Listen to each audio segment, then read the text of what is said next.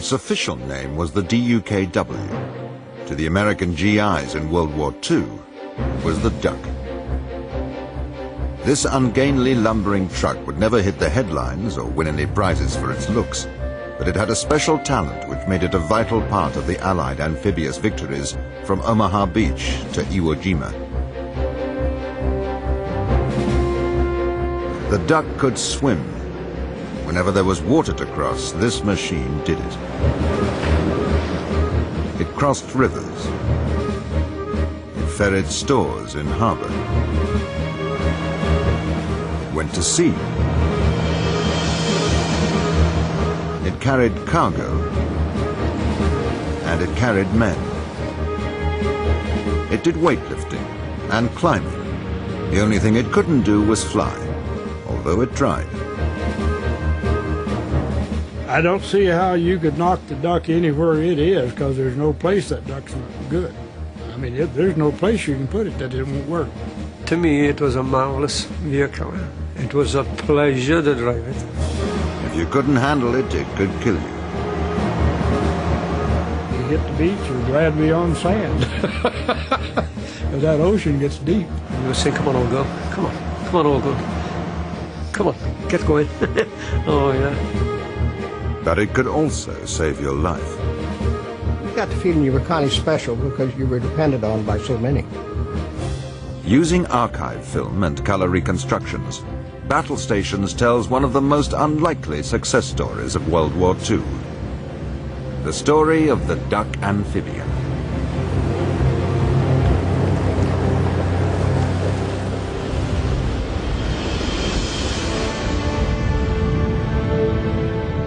Trying to land an army on a beach has always been one of the toughest military operations. It takes a lot of planning and a lot of luck to pull it off.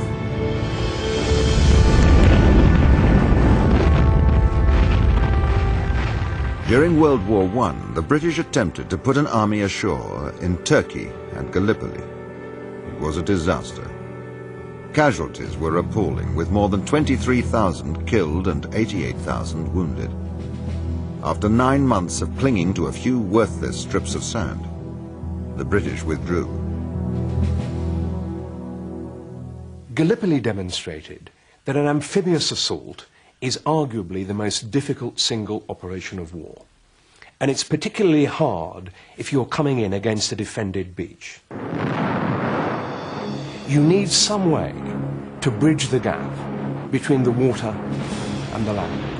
Some amphibious assets which are going to help your people actually get ashore.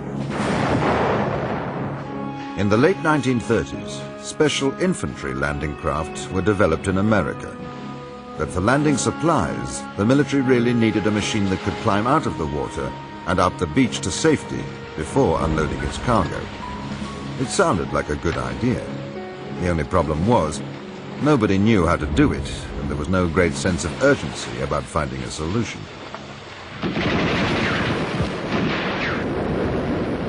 In 1940, Germany unleashed its blitzkrieg on Western Europe. America hoped to remain neutral, but the issue was decided by the Japanese, who dreamed of imperial expansion in the Pacific.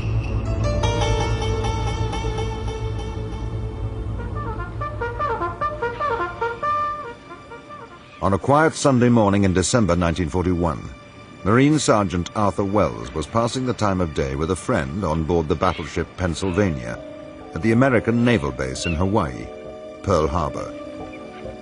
We heard an explosion. Someone made the remark, well, that's just like the Army to hold gunnery practice on Sunday.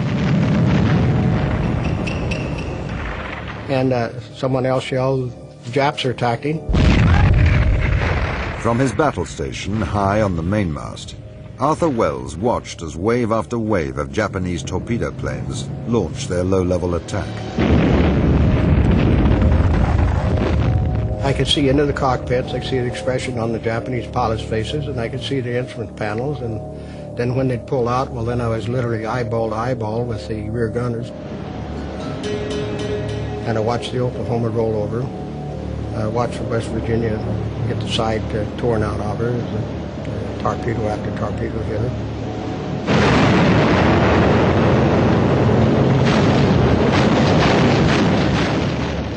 So all we could do was just watch. The Japanese attack on its Pacific fleet instantly catapulted America into World War II. Most Americans wanted to avenge the victims of Pearl Harbor. But Japan was allied with Adolf Hitler's Germany, which meant America would also have to fight a European war. The British and American allies took stock of the situation. To defeat Hitler would mean invading North Africa and mainland Europe. Germany's fascist ally Italy would also have to be attacked.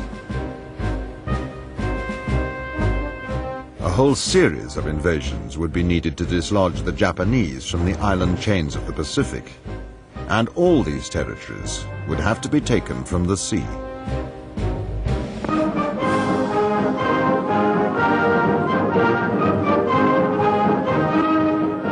It would mean an increasingly important role for America's elite force of seaborne soldiers, the U.S. Marines. On street corners throughout the United States, colorful posters beckon young men to the adventure, romance, and opportunity of the Marine Corps. I saw a picture of the Marines in the blue uniform in the drugstore, about normal tall, and I fell in love with the uniform, and that was it. I knew nothing about the Marines. And the section of the country I came from, of course, their jobs were very few. Fact of the matter, I got $1 a month raise when I joined the Marine Corps. Well, I grew up on a farm in eastern Colorado, and we were pretty much at home. Then I saw this big billboard that said they need another good man, and so I thought, well, I might just do that job, you know. The recruit gets his hair cut military style and marks the first step in his transition from a civilian into a first-class fighting man. And during boot camp, you're not a Marine, you're a boot, and that's the way they put it.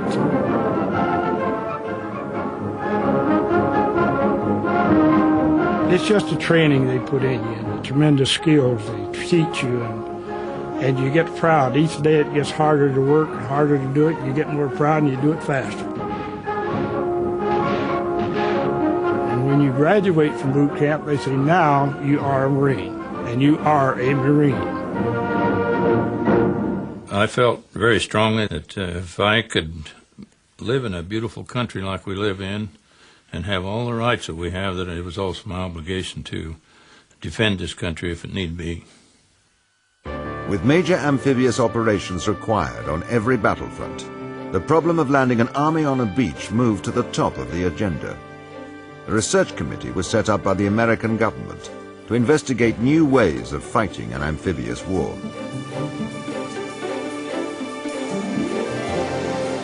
In 1937, the racing yacht Ranger won the prestigious America's Cup. It was the work of yacht designer Rod Stevens. Early in 1942, he was asked by the Government Research Committee to help develop an amphibious vehicle for the American Army. Yacht design is all about creating elegant and streamlined hull forms that cut through the water at high speed. Now, Stevens would produce one of the slowest and least lovely vessels ever to put to sea. But it would prove to be his most important achievement and a triumph of American ingenuity.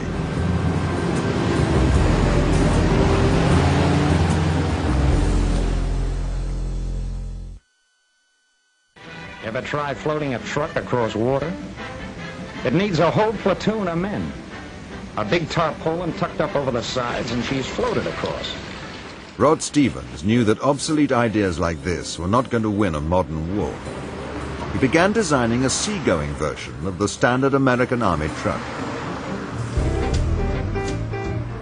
In 1941, the General Motors Corporation had introduced their 2.5-tonner, a reliable 6-wheel drive truck, which became the universal American supply vehicle throughout the war. GMC would eventually mass-produce some 600,000 of these trucks at the rate of one every 3 minutes.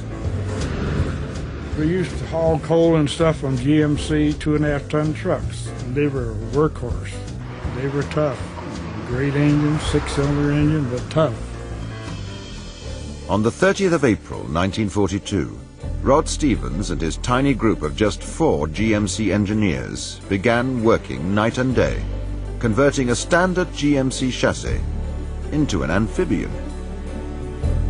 They had to create a hull which would contain the engine and the drivetrain to all 6 wheels. It needed to be seaworthy, with watertight seals on all bearings. A rudder was needed to steer it in water, and, of course, a propeller to make it go. In just 38 days they had made it. The new machine was rolled out into the light of day for the first time. The strange beast had no name except its GMC code letters. They were D, indicating 1942, its year of manufacture, U for amphibian, K, front-wheel drive, and W, rear-wheel drive. The best that the American GI could make of the unpronounceable DUKW was duck. And that was the name that stuck. This machine was like nothing the Army had ever seen, and there were plenty who said it would never work. But early tests suggested they were wrong. In and out of the water, the duck performed well, and hopes were high. The design was cautiously adopted by the Army, but production would be limited to 2,000 units.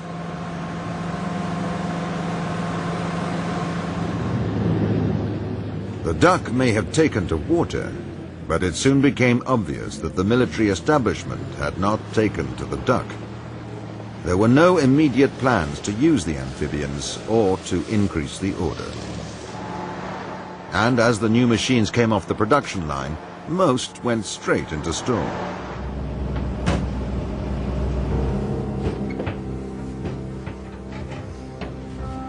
Some generals were convinced that the amphibian would always be a compromise, neither a good boat nor a good truck.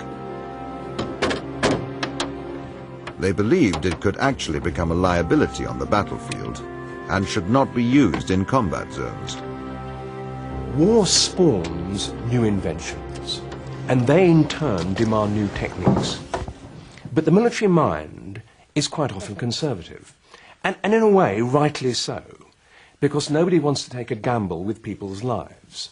But the problem is this: nobody will take a new invention seriously until it's been proven in battle. But it can't get proven in battle until it's been taken seriously.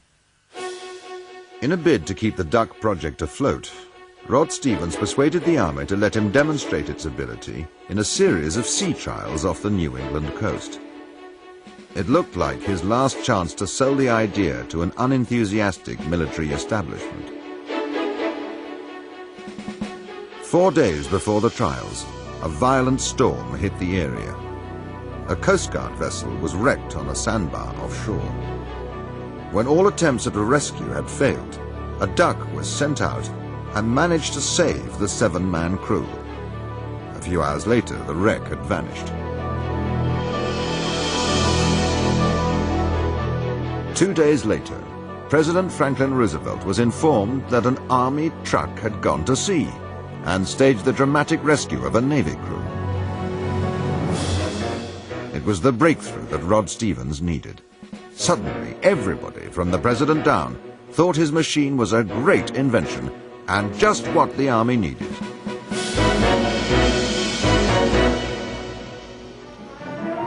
The United States Army calls its newest mobile weapon the Duck.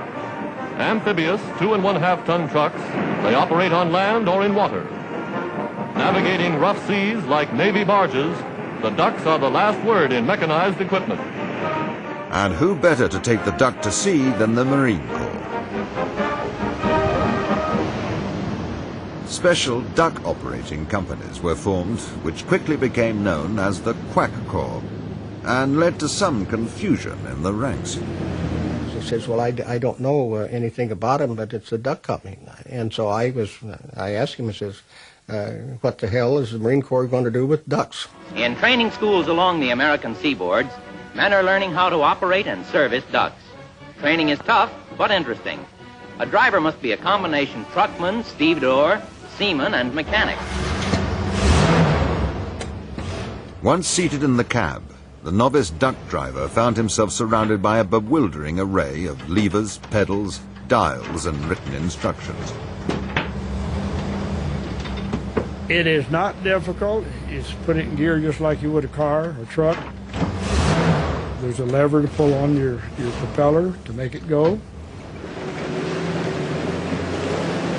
It was built for whatever you're going to use it for, whether it be land or sea.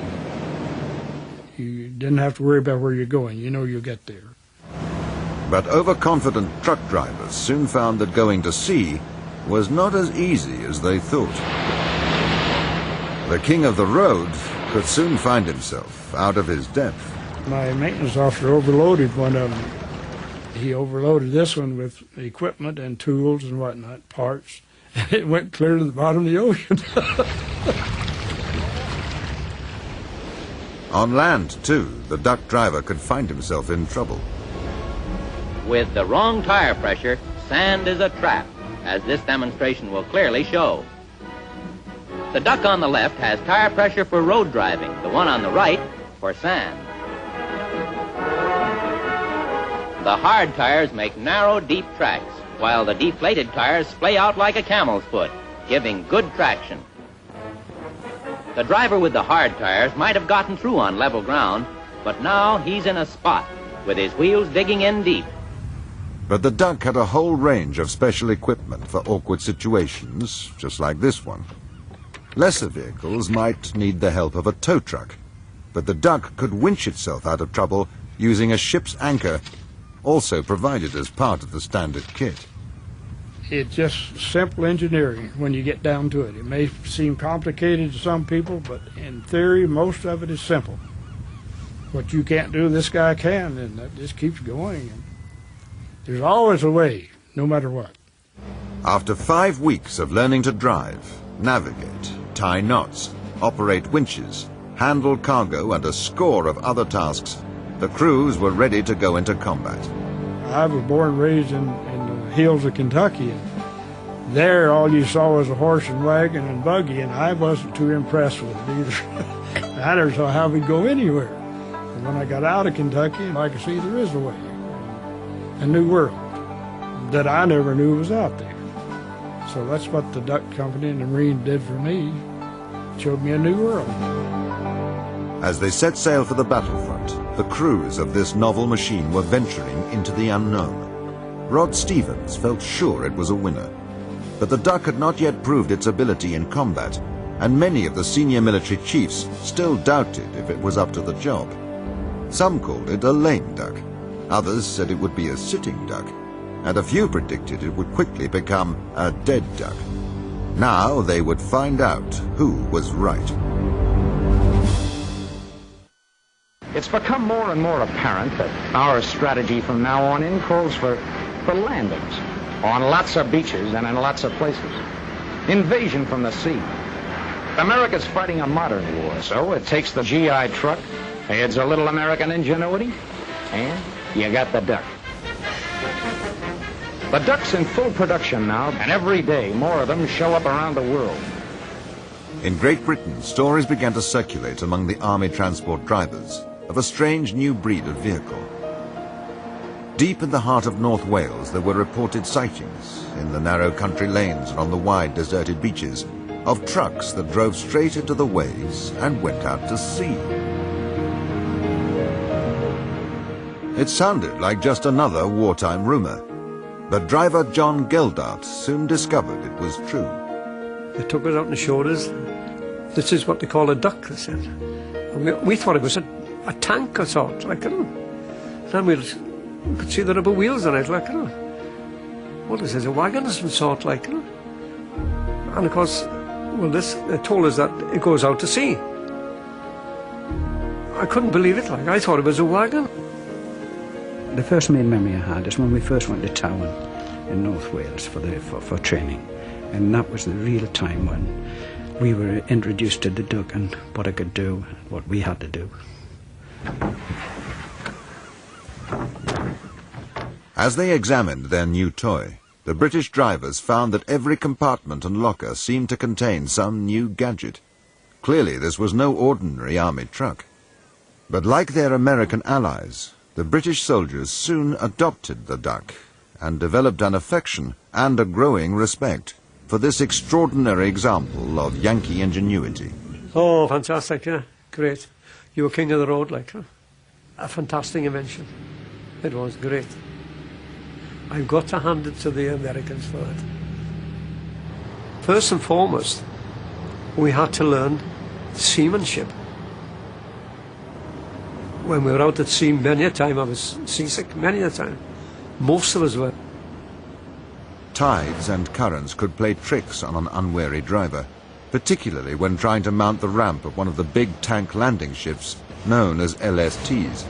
When you placed your front wheels onto the ramp, you'd find that the back, which was still afloat, would be pushed to the left and you'd be facing across the ramp, which is a bad thing to be. But you eventually got to gauge how the current was running, things like that, and enter in such a way that you ended up with your four wheels straight. But to me, it was a marvellous vehicle. It was a pleasure to drive it. The Duck's first combat test came with the invasion of Sicily. Now, this was designed to knock Italy out of the war and to do very serious damage to the Germans, and it brought the Allies to the very edge of mainland Europe. It was clear that much would depend not merely on getting troops ashore, but then on keeping them supplied. And this time, the Duck was in the spotlight. The Allies planned to mount a two-pronged amphibious attack. The Americans would land in the southwest, and the British would land on the southeast coast. The invasion fleet carried more than 900 ducks to ferry men and supplies ashore.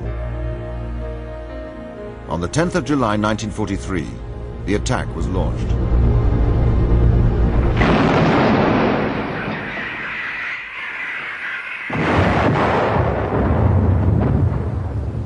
While some men waded ashore, others had the pleasure of landing in ducks. They're amphibious, half-landing craft, half-lorry. The landings mostly went well. But another new invention, the big tank landing ships, ran into serious problems. Many beached on sandbars well away from the shore. By evening, the weather was deteriorating and began to threaten the whole operation.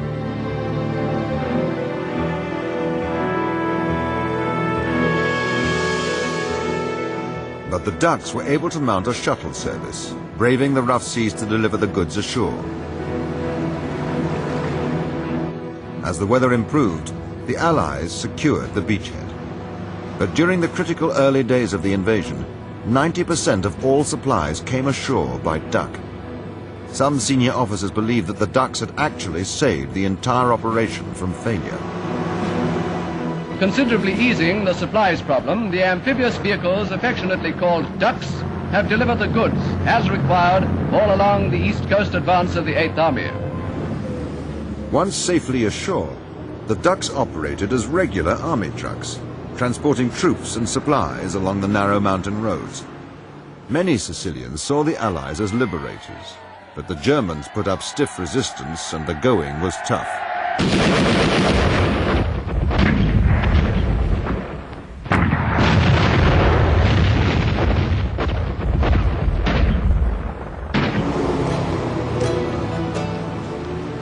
At last they reached the Straits of Messina, and the ducks took to water once more, for the short swim to the Italian mainland. The battle for Sicily had been won. The Supreme Allied Commander, General Eisenhower, was profoundly impressed by the ducks' performance. He reported to Washington, "Amphibious truck, 2 1/2 ton, commonly called DUKW, has been invaluable. Suggest commendation for officer responsible for its development." Nobody wanted to admit to Ike that the Army's chief contribution to the duck project had been a determined attempt to sink it. But for Rod Stevens, it was a triumph. His ugly duckling had finally won its spurs. It's not built for beauty. It's built to take the people in, the artillery and the ammo and the stuff we did. The sick back to the ship. anything you want to put on it, you can haul. That's why it was beautiful. With ducks to do the job of getting it ashore, it gets done in a hurry. Invasion's the order of the day, and American skill is right there to meet its requirements. But the duck also had its share of problems. It required constant lubrication and maintenance to resist the destructive combination of salt water and sand. The men are thoroughly grounded in maintenance work, which is highly important in a truck that goes to sea. Every vital part should be serviced at regular intervals. Every day, lubrication is checked and rechecked. The need to stop and increase the tire pressure for road driving after a beach landing was also a major drawback. The crew engages the tire pump using the control in the driver's cab and gets out the air hose. All 6 tires should register 40 pounds. Inflating and deflating as driving conditions change may take a little time, but it prevents injury to tires and keeps the driver from getting stuck. And in a combat area, that's essential. The answer to the tire pressure problem was an ingenious system of pipes and valves which automatically fed air to the hubs of all 6 wheels from the compressor on the engine. In the cab, signs told the driver which pressures to use for a whole range of conditions. High pressure for paved highways. Lowest pressure for soft sand. Soon, the duck would be experiencing them all. From the sharp coral spikes and soft volcanic ash of the Pacific Islands to the firm sand of the Normandy beaches and the hard road to Berlin.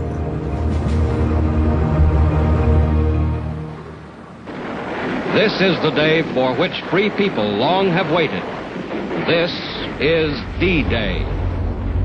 At the beginning of June 1944, the Allies prepared to launch Operation Overlord, the invasion of Normandy. It was the greatest amphibious operation in history. 5,000 vessels, 11,000 aircraft, tanks, trucks, jeeps, and 2,000 ducks.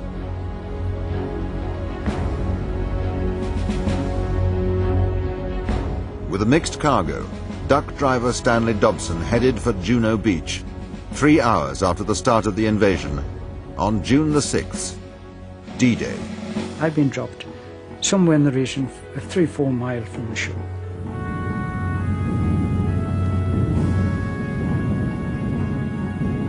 Our ducks were all loaded up with stores, a little of each.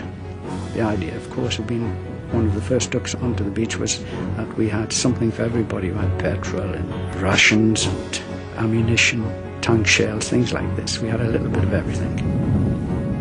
It was amazing, I think, the organisation that went into that.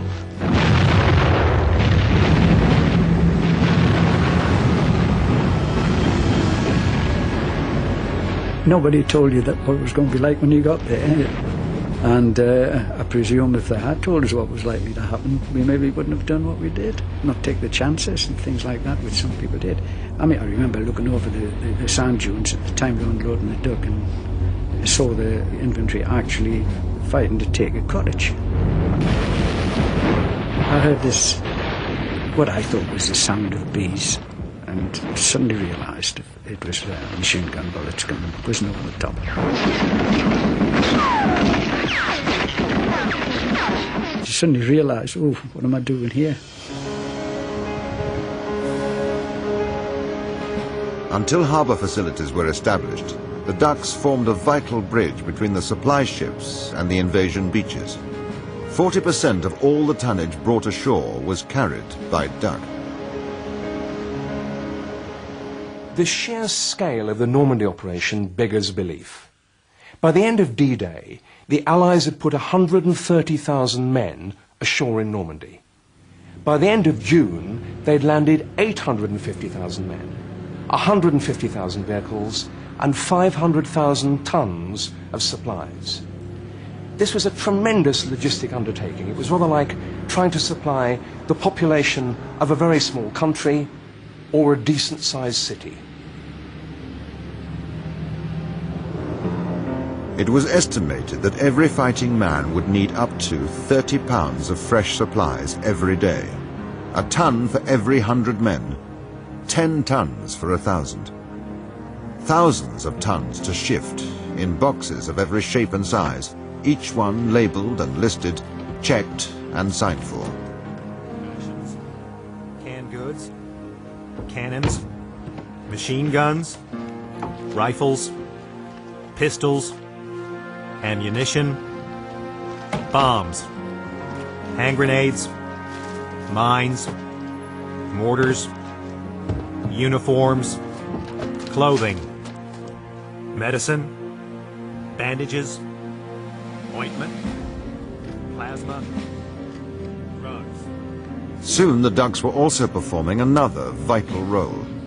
After unloading their cargoes, they became floating ambulances, able to evacuate the wounded straight from the battlefield to the hospital ship in one operation.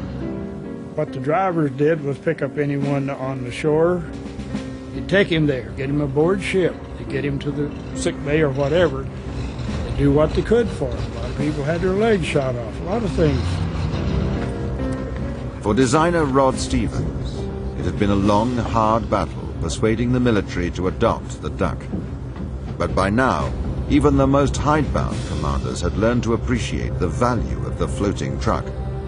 Its versatility had been proved beyond any doubt, and its lumbering shape became a familiar and welcome sight on every battlefront. You got the feeling you were kind of special because you knew that you were depended on by so many. I and most of the men fell in love with the thing pretty quick because it could just do so many things so well. It's built to take the people in, the artillery in. And then now what are we going to do? We got to have some ammo, so we got to go back to the ship, get another load of ammo and bring it back. Now we got to have food for the men, so we got to do that. And you just constantly go back and forth. That ship is sitting out there full of everything, and if they need something heavier, they'll go get it, and that was it. Well, I think as far as the Duck's concerned, if it hadn't had the Duck, we wouldn't have had Normandy. It's simple as that. I don't think that the Normandy lands would have been successful without them. On June the 12th, 6 days after the invasion, Prime Minister Winston Churchill became the first of 3 very important passengers to arrive on the Normandy beaches by Duck. Next, it was the turn of France's future president, General de Gaulle. For the French nation, his first step onto the newly liberated soil of France remains a truly historic moment. It was hardly a dignified entrance, but thanks to the Duck, at least he kept his feet dry. 2 days later, the Duck again helped to make history. On the 16th of June, just 10 days after the opening of the invasion, His Majesty King George VI paid a visit to the fighting front in Normandy. The King went ashore in one of the now famous amphibious vehicles known as ducks. The Duck had finally achieved the ultimate status. It really was a vehicle fit for a king.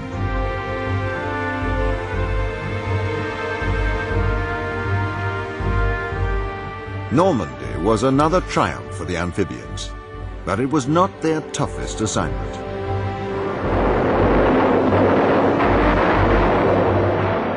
That would come on the other side of the world, in the Pacific.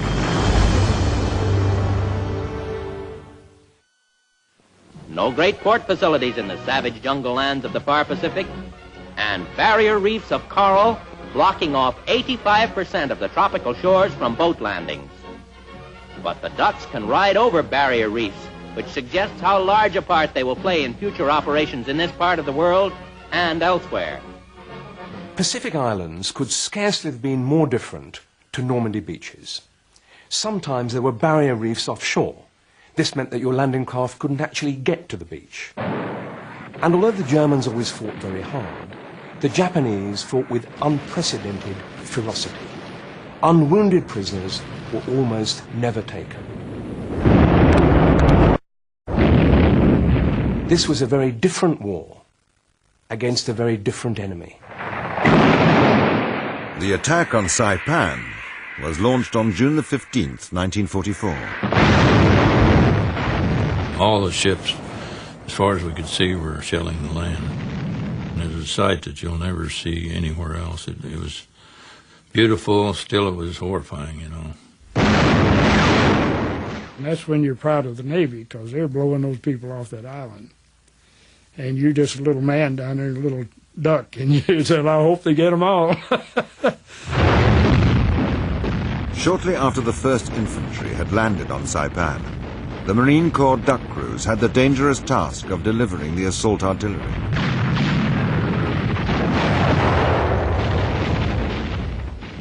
I think you fear it more when you're on ship. See, I'm going to be there in a few minutes. I got to go out there. And I see what's going on out there. I see those fish jumping out of the water, only they're not fish. They're mortar shells. And I see they're only a few inches apart. There's millions of them. And I see it's going on all the way from the beach to the ships.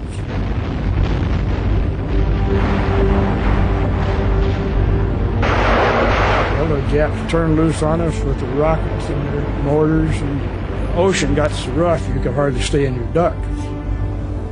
And finally, you just weather the storm. The ones that don't get knocked out just go on in. And that's the way we did it. So you hit the beach, you're glad to be on sand. Because that ocean gets deep. As the Japanese resistance intensified, the battle for Saipan grew more bitter and more deadly. The Marines suffered heavy casualties. When we went in, you know, the first wave had already been in, and so there were obviously a lot of bodies laying everywhere, you know. I mean, it was quite a horrifying sight. But that's what war is, I guess.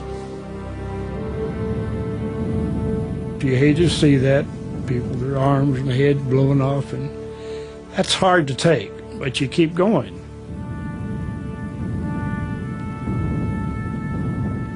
And then them diesel ships would come in onto the shoreline, and so mixing the smell of the bodies and the diesel, I couldn't stand diesel smell for years after I got out.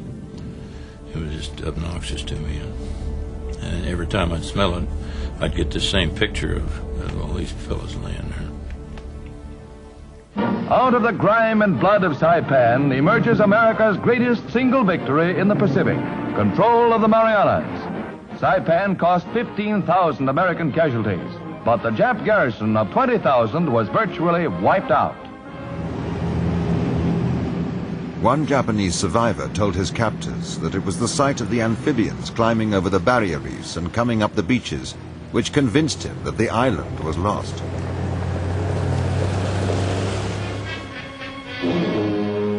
By the start of 1945, the Americans had scored a string of victories in the Pacific. But the attack on Iwo Jima was quite unlike the others. The largest American naval force ever assembled in the Pacific heads for one of Japan's strongest defenses, the island of Iwo Jima. Iwo Jima is dominated by the dormant volcano Mount Suribachi. The beaches of this desert island are composed not of golden sand, but of soft, black, volcanic ash. Iwo Jima is only 660 miles from Tokyo. The American Marines were ordered to capture the island as a base for air operations against the Japanese mainland.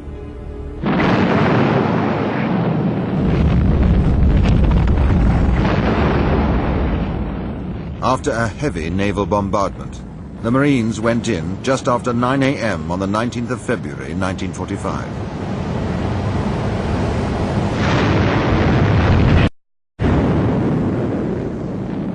As the first waves landed, there was little opposition, and it looked as if the operation might be fairly easy. But then the Japanese opened up a murderous barrage of crossfire from their well-defended positions, and the Marines were soon suffering heavy casualties. It began to look like another Gallipoli. When the ducks reached the shore, many became stranded, their wheels spinning in the soft ash. That black sand, it was hard to breathe. That was hard on them. And you couldn't walk through it hardly. You couldn't get your vehicles through it hardly. It was tough. Only by lowering their tire pressures to a mere 5 pounds were they able to clamber out at a few points where the beach sloped more gently. All around them, Japanese gunfire kicked up the ash, and many machines were knocked out. And then Mount Suribachi standing there looking at you down your throat, and that was tough.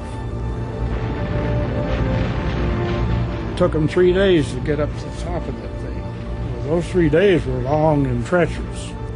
Those men laying there just eating bullets as fast as they could. Rockets, artillery shells, everything the Japs had, they threw them at them.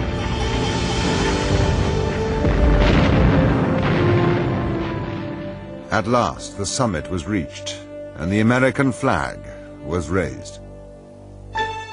Iwo Jima had been won, but the experience had left many in a state of numbed shock. 6,821 Americans were dead. Of more than 20,000 Japanese defenders, barely 200 survived to be captured.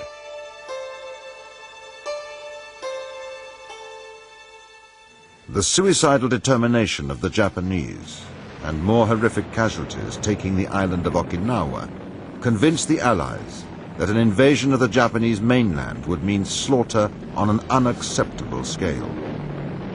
It was decided to unleash the ultimate weapon.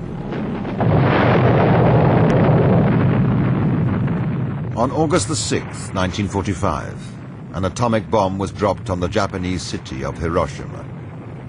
After a second bomb devastated the city of Nagasaki, a Japanese delegation boarded the American battleship Missouri and signed the formal surrender document on the 14th of August 1945. The war was over at last. The Allied victory was won by military force and mass production. It was won by the fighting machines, the tanks, battleships and bombers, and by the unarmed machines, the transport planes, trucks and landing craft. It was also won by the ingenuity, imagination and determination of men like Rod Stevens. These were the qualities which hatched his ugly duckling, which so nearly didn't make it to the battlefield, but managed to prove its critics wrong. Without your ingenuity, where would you be? It's just something that's installed in us. And I think it's great.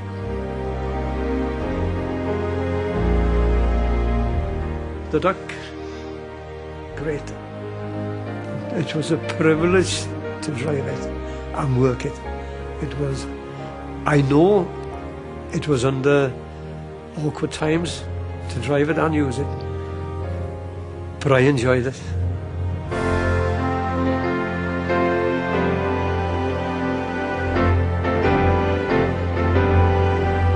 I don't really know how I would have done it without it, to tell you the truth.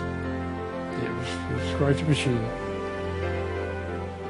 Invasion's the order of the day, and American skill is right there to meet its requirement. So it takes the GI truck, adds a little American ingenuity, and you got the Duck.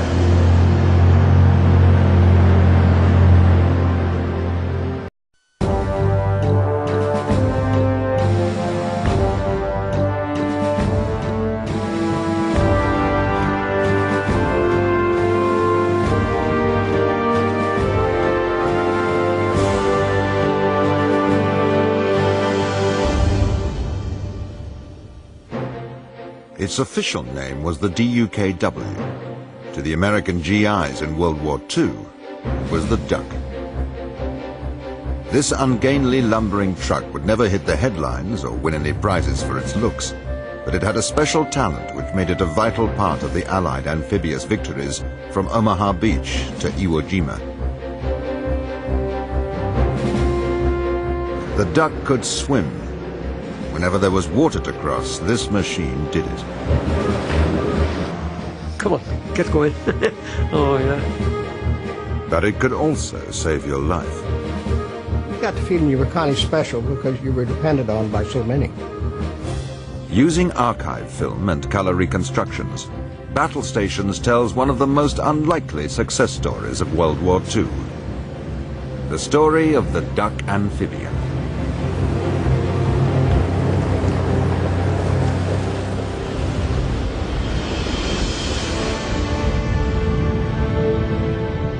Trying to land an army on a beach has always been one of the toughest military operations. It takes a lot of planning and a lot of luck to pull it off.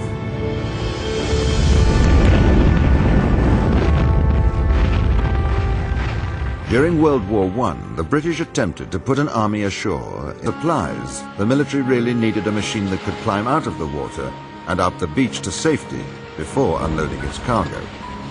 It sounded like a good idea. The only problem was, nobody knew how to do it, and there was no great sense of urgency about finding a solution.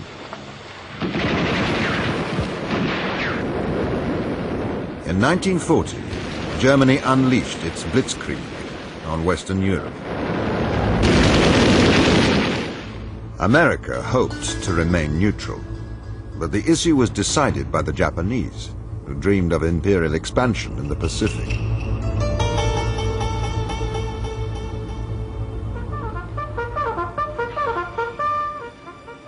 On a quiet Sunday morning in December 1941, Marine Sergeant Arthur Wells was passing. It crossed rivers. It ferried stores in harbor. It went to sea. It carried cargo. And it carried men. It did weightlifting and climbing. The only thing it couldn't do was fly, although it tried. I don't see how you could knock the duck anywhere it is, because there's no place that duck's not good. I mean, there's no place you can put it that it won't work. To me, it was a marvelous vehicle. It was a pleasure to drive it. If you couldn't handle it, it could kill you. You hit the beach, you're glad to be on sand. Because that ocean gets deep. You say, come on, old girl. Come on. Come on, old girl. In Turkey and Gallipoli, it was a disaster. Casualties were appalling, with more than 23,000 killed and 88,000 wounded. After 9 months of clinging to a few worthless strips of sand, the British withdrew. Gallipoli demonstrated that an amphibious assault is arguably the most difficult single operation of war. And it's particularly hard if you're coming in against a defended beach. You need some way to bridge the gap between the water and the land. Some amphibious assets which are going to help your people actually get ashore. In the late 1930s, special infantry landing craft were developed in America. But for landing